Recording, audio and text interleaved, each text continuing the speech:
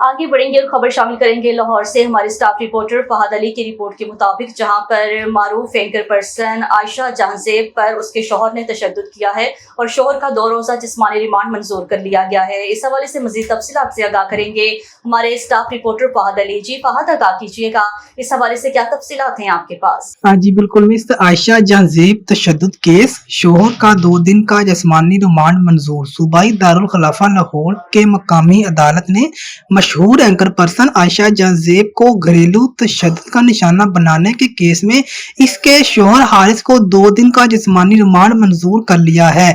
निजी TV channel की anchor Ayesha Jahanzeb के मुताबिक इनका शोहर हारिस से झगड़ा हुआ है, जिस पर इसने शदीद तशद्दुद का निशाना बनाया।